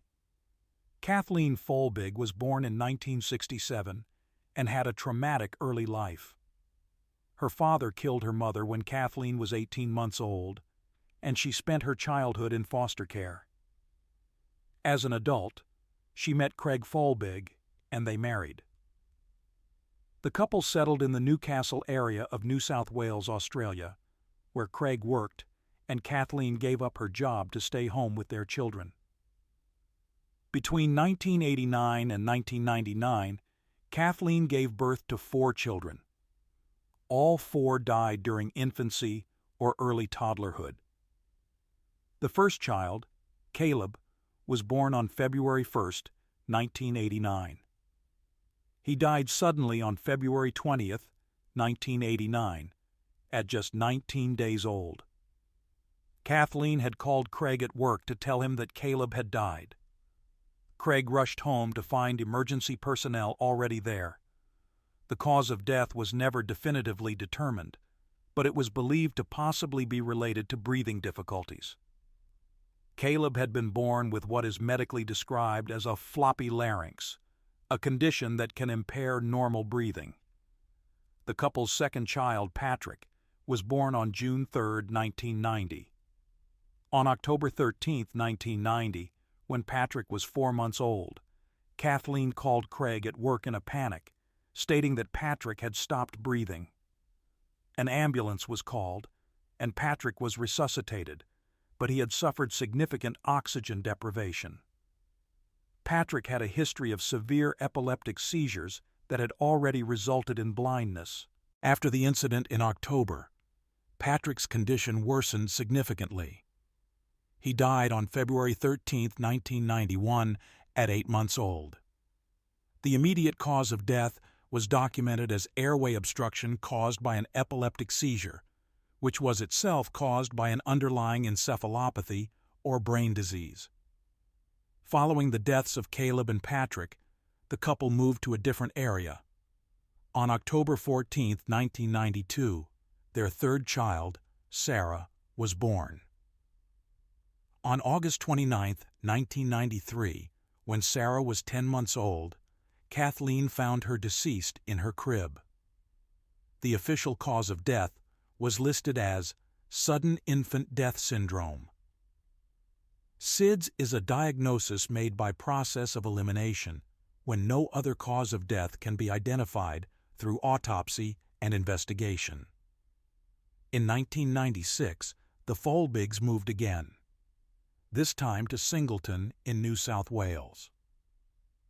On August 7, 1997, Laura was born.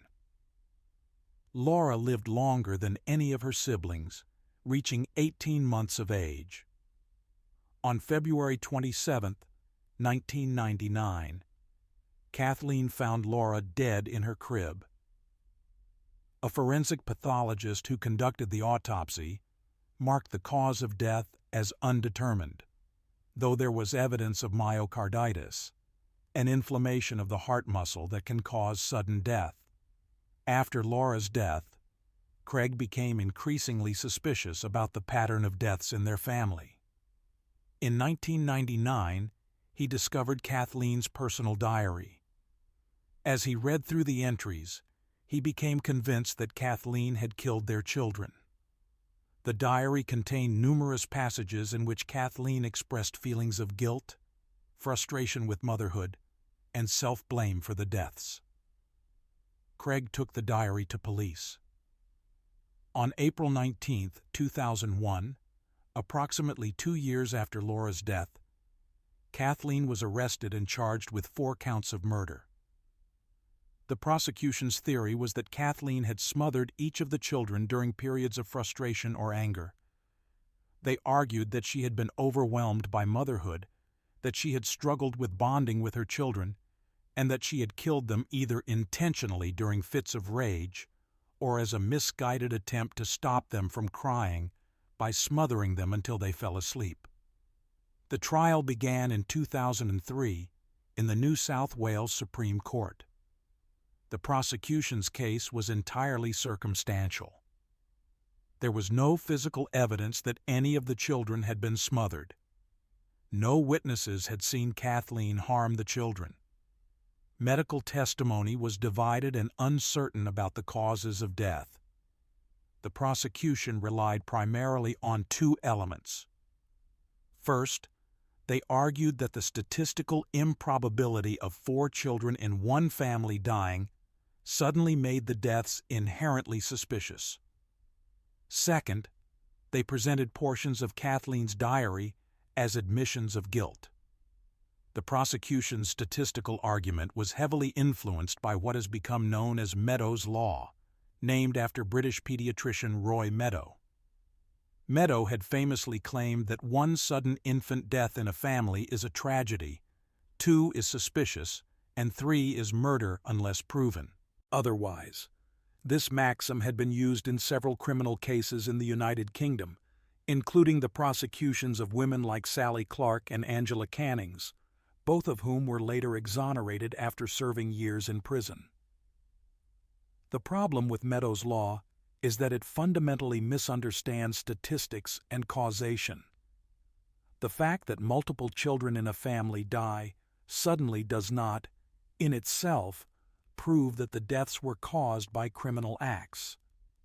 It is certainly unusual and warrants investigation, but there can be genetic or environmental factors that make multiple sudden deaths more likely in certain families than in the general population.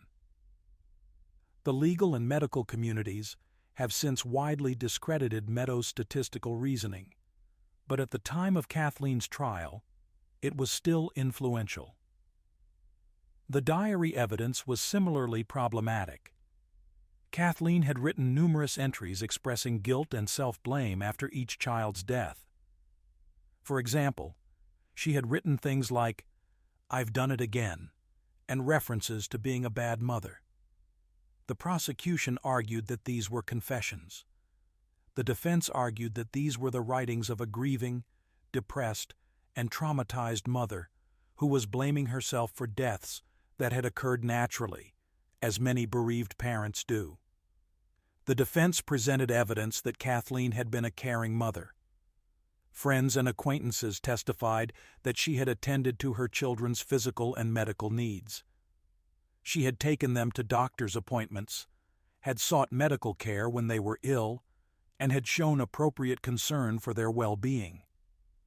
The defense also highlighted that there was no consensus among medical experts about what had caused the deaths. Different doctors had different theories, and none could definitively state that the children had been smothered. Despite these arguments, on May 21, 2003, after a trial lasting 7 weeks, the jury found Kathleen guilty on all charges. She was convicted of the manslaughter of Caleb and the murders of Patrick, Sarah, and Laura. She was also convicted of maliciously inflicting grievous bodily harm on Patrick for the incident in October 1990 when he had stopped breathing and suffered brain damage. Kathleen was sentenced to 40 years in prison, with a non-parole period of 30 years. The verdict meant that Kathleen would not be eligible for parole until 2028, and she would not complete her full sentence until 2043. She was initially incarcerated at Mulawa Correctional Center and later at Silverwater Women's Correctional Center. In 2021, she was attacked by another inmate and sustained injuries. Throughout her incarceration, Kathleen consistently maintained her innocence, stating that her children had died of natural causes and that she had been wrongfully convicted. The case might have ended there, with Kathleen serving out her sentence, had it not been for developments in genetic science. In 2011, Emma Cunliffe, a legal academic at the University of British Columbia, published a book titled Murder, Medicine, and Motherhood, in which she argued that Kathleen had been wrongfully convicted. Cunliffe analyzed the trial proceedings in detail and concluded that the medical evidence had been misleading and that the interpretation of Kathleen's diaries had been unduly prejudicial. The book brought renewed attention to the case and prompted some legal professionals to begin advocating for Kathleen. In 2013, a team of lawyers in Newcastle took on Kathleen's case pro bono. They began compiling new evidence and consulting with medical experts. In 2018, a significant breakthrough occurred. Researchers discovered that Sarah and Laura, Kathleen's two daughters, both carried a rare genetic variant in a gene called COM2. This variant affects the heart's rhythm and predisposes individuals who carry it to sudden cardiac death. Kathleen herself also carries this mutation. The researchers concluded that this genetic variant could explain why both girls died suddenly without warning. Further research examined the deaths of Caleb and Patrick, the two boys. Medical experts concluded that Caleb's death was consistent with complications from his floppy larynx and breathing difficulties. Patrick's death was consistent with his known neurological condition and severe epilepsy. When Laura's case was re-examined, experts found that myocarditis, which had been noted in her original autopsy, was a well-documented cause of sudden death in young children, and provided an alternative explanation to smothering. In November 2020, genetic research was published in peer-reviewed scientific journals, demonstrating that the COM2 mutations found in Kathleen and her daughters could cause sudden cardiac death. This was not speculation or theory, but documented scientific evidence based on careful genetic analysis. In March 2021, more than 90 eminent Australian scientists, medical practitioners, and related professionals signed a petition calling on the Governor of New South Wales to pardon Kathleen. The petition argued that there was now compelling scientific and medical evidence that all 4 children could have died of natural causes. The petition specifically addressed each child's death and explained the scientific basis for the natural causes explanation. Among the signatories was Professor Carola Garcia de Vinuesa, an immunologist and world-renowned expert in genetic abnormalities. Professor Vinuesa had spent years studying Kathleen's case and had been instrumental in uncovering the genetic evidence. She and her colleagues at the Australian National University had worked tirelessly to make the complex science of genomics understandable to the legal system. The petition led to the launch of a second judicial inquiry into Kathleen's convictions. The inquiry was led by retired Chief Justice Tom Bathurst.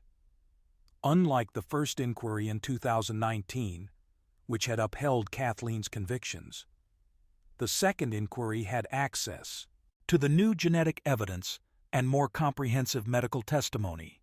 After extensive review of all the evidence, including the original trial transcripts, the medical records, the genetic research, and new expert testimony, Justice Bathurst concluded in May 2023 that there was reasonable doubt as to Kathleen's guilt for each of the offenses for which she had been convicted.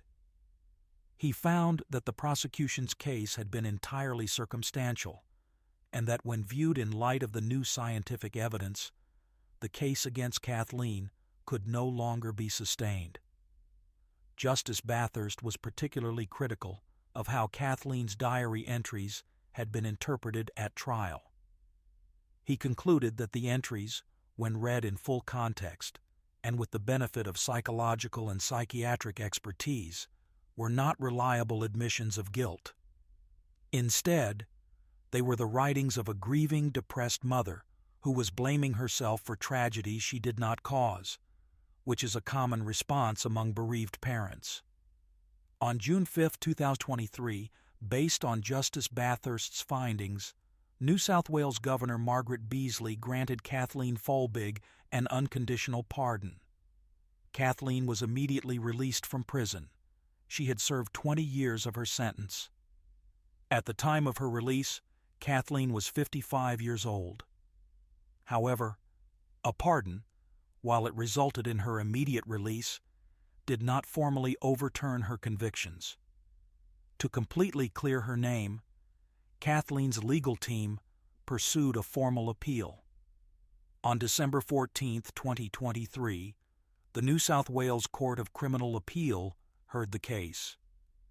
Chief Justice Andrew Bell, along with the other judges on the appeals panel, ruled unanimously that Kathleen's convictions should be quashed. They agreed with Justice Bathurst's findings that the substantial and extensive body of new scientific evidence outweighed the evidence heard at her trial, and that there was reasonable doubt as to her guilt. Outside the courthouse after the ruling, an emotional Kathleen addressed reporters. She spoke about having faced disbelief and hostility for almost a quarter of a century. She said she had suffered abuse in all its forms while in prison. She expressed gratitude that updated science and genetics had given her answers about how her children died. Most poignantly, she stated that the system had preferred to blame her rather than accept that sometimes children can and do die suddenly, unexpectedly, and heartbreakingly. Kathleen's lawyer, Rainey Rigo, announced that they would be seeking substantial compensation from the state government for the years Kathleen had wrongfully spent in prison. While the specific amount has not been publicly disclosed, Rigo indicated that it would be larger than any compensation payment previously made in Australia for wrongful conviction. More importantly, Kathleen's case has prompted calls for systemic reform in the Australian legal system. Advocates are pushing for the creation of independent criminal cases review commissions in all Australian jurisdictions. Such bodies would be dedicated to reviewing potential miscarriages of justice and would have the authority to reinvestigate cases and refer them back to appeals courts when new evidence comes to light. Currently, the burden is on convicted individuals or their advocates to bring new evidence to light and to navigate the complex legal system to have their cases reconsidered. An independent commission could proactively identify cases where wrongful conviction may have occurred. The scientific community has also responded to Kathleen's case by emphasizing the importance of ensuring that courts have access to the most current and accurate scientific evidence when making determinations about cause of death, particularly in cases involving children. Professor Vinuesa and other researchers have expressed hope that the genetic discoveries made during the reinvestigation of Kathleen's case will help other families understand sudden infant deaths and will prevent future wrongful convictions. Craig Folbigg, Kathleen's ex-husband, who had initially reported her to police and testified against her at trial, has not made extensive public statements since Kathleen's exoneration. During the trial, the defense accused Craig of lying to police and fabricating evidence to make Kathleen appear sinister. The full truth of what occurred in the Folbigg household may never be entirely clear, but what is now certain is that the children's deaths can be explained by natural causes and that Kathleen should never have been convicted. The Folbigg case stands as a powerful reminder of the fragility of the criminal justice system and the devastating consequences of wrongful conviction. It demonstrates the importance of maintaining scientific literacy in the legal system, the dangers of relying on statistical reasoning that lacks proper scientific foundation, and the need for mechanisms to correct errors when new evidence emerges. Most importantly, it reveals how quickly public opinion can turn against a woman who does not conform to idealized notions of motherhood, and how that public sentiment can influence legal outcomes even when the actual evidence is thin or absent. The meaning of these cases. As we conclude this examination of mothers who killed or were accused of killing their children, several themes emerge that merit reflection. These cases span decades, cross international borders, and involve very different circumstances. Yet they share certain commonalities that reveal important truths about mental illness, the criminal justice system, and society's expectations of mothers. The first theme is the profound role that severe mental illness played in many of these cases. Andrea Yates and Deanna Laney both suffered from psychotic delusions that completely severed their connection to reality. They genuinely believed they were acting on divine instruction when they killed their children. The legal system struggled to determine how to respond to these situations. Should someone who is so profoundly mentally ill that they cannot distinguish right from wrong be held criminally responsible for their actions? The insanity defense exists precisely to address these situations, yet juries often find it difficult to apply this legal principle when the crimes involved are as terrible as the murder of children. The second theme involves the cases where mental illness was present, but not to the degree of psychosis. Susan Smith's attorneys argued that she suffered from severe depression and that she had intended to kill herself along with her children. The jury rejected this defense and convicted her of murder. Diane Downs was evaluated by psychiatrists but was not found to be legally insane. The question becomes, at what point does mental illness absolve someone of criminal responsibility? And at what point does it merely serve as an explanation for behavior that remains criminal? The third theme is the unique and terrible phenomenon of Munchausen syndrome by proxy, now called factitious disorder imposed on another, which manifested in the case of Marybeth Tinning. This condition involves harming someone under your care in order to receive attention and sympathy. It is difficult to comprehend how a mother could kill multiple children over the course of years for the psychological satisfaction of being comforted during the funerals and receiving condolences. Yet this is what Marybeth Tinning appears to have done. The systemic failure to recognize the pattern and intervene earlier remains a troubling aspect of her case. The fourth theme, represented most powerfully by Kathleen Folbigg's case, involves the danger of wrongful conviction. Kathleen was convicted in an era when the medical understanding of sudden infant death was incomplete, when genetic testing was not as advanced as it is today, and when statistical reasoning about the probability of multiple child deaths was flawed. She spent 20 years in prison for crimes that scientific evidence now shows she did not commit. Her case is a stark reminder that the criminal justice system, despite its best efforts, can and does make grave mistakes. A fifth theme running through all these cases is society's difficulty in accepting that mothers can harm their children. There is such a deep cultural assumption that mothers are inherently nurturing and protective that when a mother does harm her child, whether through mental illness, desperation, or pathology, the public reaction is often one of particular horror and condemnation. This societal expectation may actually make it harder for the legal system to fairly evaluate these cases. Juries may be more likely to convict because they find a mother's actions so incomprehensible, or conversely, they may struggle to believe that a mother could have committed such acts and may be more willing to consider alternative explanations. The mental health implications of these cases are substantial. Andrea Yates's case in particular brought national attention to postpartum psychosis and led to increased awareness, better diagnostic criteria, and legislative changes. Medical professionals now better understand that postpartum psychiatric conditions exist on a spectrum from the relatively common baby blues to postpartum depression, which affects 10 to 15% of women, to postpartum psychosis, which affects only 1 to 2 women per 1,000 births, but is far more dangerous. The importance of proper treatment and medication management has been underscored by several of these cases.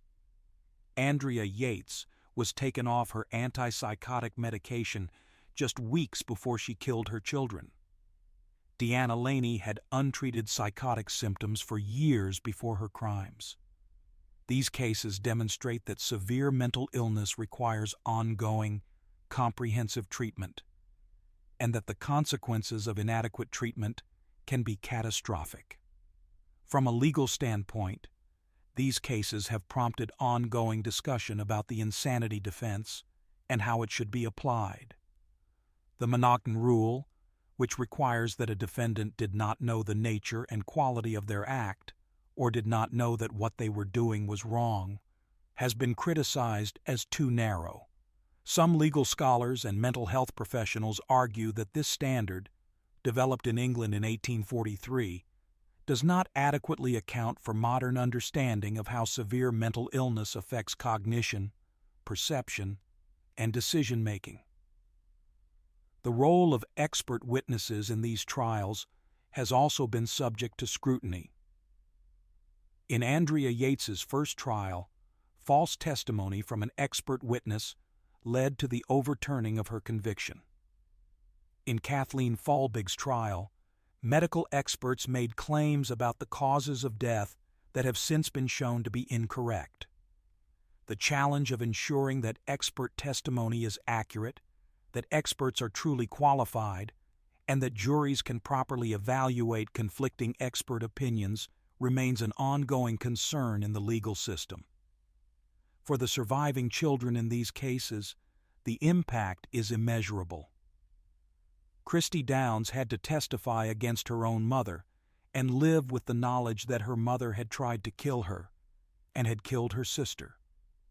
Diane Downs lives with permanent paralysis. Dianna Laney sustained permanent brain damage and will never be able to live independently. These children carry physical and psychological scars that will affect them for their entire lives. The children who did not survive deserve to be remembered not just as victims in notorious criminal cases, but as individuals whose lives had value and potential. Noah, John, Paul, Luke, and Mary Yates. Michael and Alexander Smith. Cheryl Downs. The 9 children of Marybeth Tinning. Joshua and Luke Laney. Caleb, Patrick, Sarah, and Laura Folbigg, whose deaths, we now know, were not the result of criminal acts.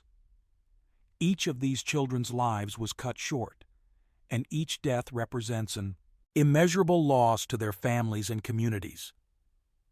The cases also raise questions about the role of religious belief in some instances of maternal filicide. Both Andrea Yates and Deanna Laney incorporated religious delusions into their psychotic thinking. They both believed they were acting on divine instruction. This does not suggest that religious faith itself is dangerous, or that religious people are more likely to harm their children. Rather, it demonstrates how severe mental illness can distort even the most fundamental beliefs and values that a person holds. Religious delusions are a common feature of psychotic disorders, and when they occur, they can be particularly powerful in shaping behavior. Support systems, or the lack thereof, appear in several of these cases. Andrea Yates was isolated, caring for 5 young children while struggling with severe mental illness, with a husband who worked long hours. Deanna Laney was isolated in a rural community, homeschooling her children, with mental illness that went unrecognized and untreated. Kathleen Folbigg struggled with the repeated trauma of losing children, and apparently received little support or intervention from medical professionals who might have identified the genetic issues affecting her family. The importance of social support, mental health services, and medical care for mothers cannot be overstated. For family members of the perpetrators, these cases present their own unique agonies. Rusty Yates lost all 5 of his children and watched his wife, whom he had loved and with whom he had built a family, be prosecuted and imprisoned. Keith Laney lost 2 sons to murder and has another son with permanent disabilities, while also grappling with the fact that his wife committed these acts. David Smith lost both of his sons to his ex-wife's deliberate actions.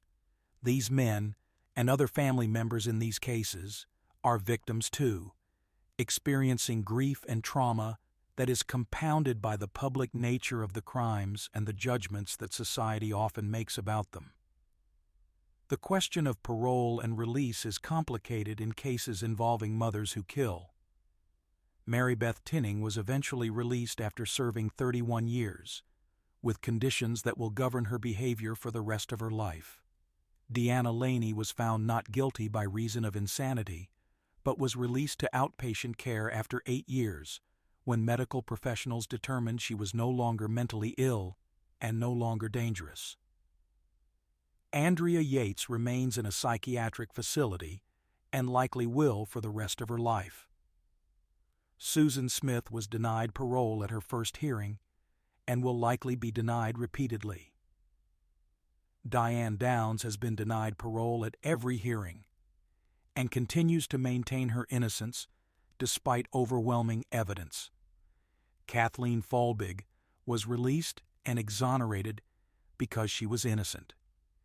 Each of these outcomes reflects different factors: public sentiment, the presence or absence of remorse, assessments of future dangerousness, and the specific facts of each case.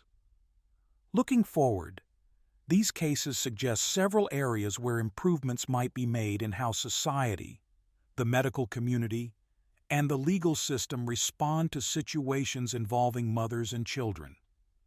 Better screening for mental illness during and after pregnancy is essential. Mandatory follow-up care for women who show signs of postpartum depression or anxiety could prevent progression to more severe conditions. Reducing the stigma around maternal mental health issues so that women feel comfortable seeking help is critical.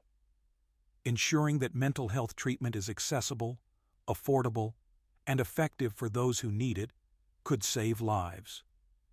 In the legal system, reforms to how expert testimony is evaluated and presented could reduce the risk of wrongful conviction. The creation of independent bodies to review potential miscarriages of justice, as is being advocated in Australia following Kathleen Folbigg's exoneration, could help identify and correct errors before innocent people spend decades in prison. Continued education of judges, lawyers, and jurors about mental illness, including how it affects behavior and cognition, would allow for more informed decision-making in cases where insanity is raised as a defense. From a scientific and medical perspective, continued research into the genetic and biological factors that contribute to sudden infant death could prevent future tragedies and wrongful accusations. The work done by Professor Vinuesa and her colleagues in identifying the CALM2 mutation in Kathleen Folbigg's case represents the kind of scientific advancement that can have far-reaching implications beyond any single case. These stories are difficult to contemplate. They involve acts that challenge our fundamental assumptions about human nature and maternal instinct. Yet it is important to examine them carefully, to understand the factors that led to these tragedies, and to consider how such events might be prevented in the future. Mental illness is real and can have devastating consequences. The legal system, while generally functioning well, is imperfect and can make mistakes. Children are vulnerable and depend entirely on adults for their protection and care. As we close this examination, we are reminded that behind every case are real people whose lives have been forever altered. Mothers who were severely mentally ill, mothers who made terrible choices, mothers who were wrongly accused, children who died, children who survived but were forever changed, families torn apart, communities left to grapple with inexplicable loss, legal and medical professionals who worked within imperfect systems to seek truth and justice.